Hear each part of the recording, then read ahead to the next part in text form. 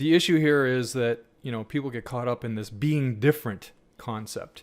And so, yeah, different, it really does command attention, but it also needs to have depth, right? So it's like that saying goes, you kind of attract people with the emotion, but then follow up with the logic.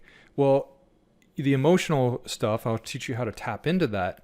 And that's going to be a really good trigger or filter for them looking for the kind of information for how you help them in your unique way. But if you don't have that logical side, that in-depth piece, you're going to lose them really fast, and they're not going to respect you for it.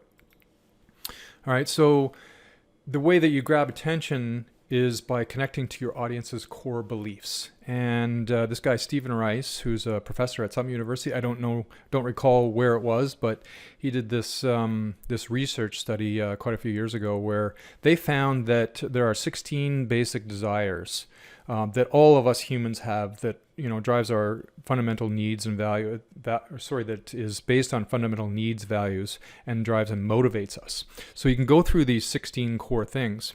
We all have an underlying desire behind our reasons for doing things. It usually falls into one of those 16 categories. And our beliefs are connected to the core desires, right? Our beliefs are anchored in emotion.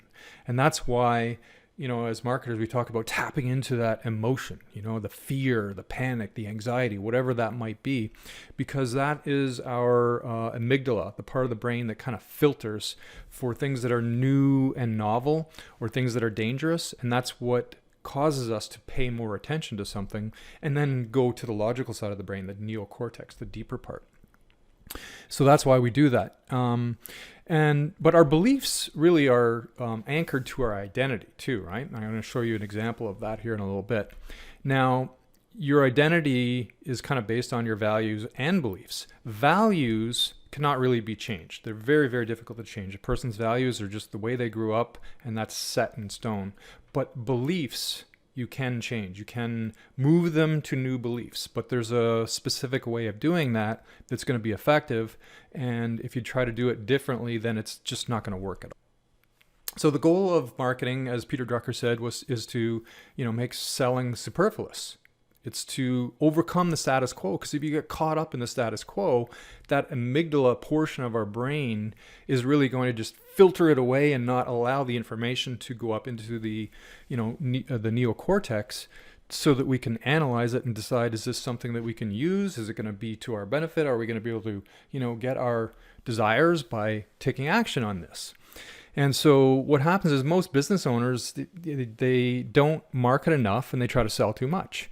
And the problem with that is if you oversell and undermarket, then you become that person that everyone hates. And we always have, us marketers anyway, we have this ongoing joke that we say marketers ruin everything. And we do. We take every little tactic, every little thing that seems to work, for the short term, and we ruin it by just overdoing it. And we typically overdo it by trying to sell too much. And then people start to hate us. And that's how, the concept of the sleazy snake oil salesperson comes along, because most of these people are taught to do hardcore closing tactics, like overcoming objections and strong-arming people into the sale. And the problem with that is it doesn't build a loyal fan following, loyal customers who come back repeatedly and buy from you and refer you.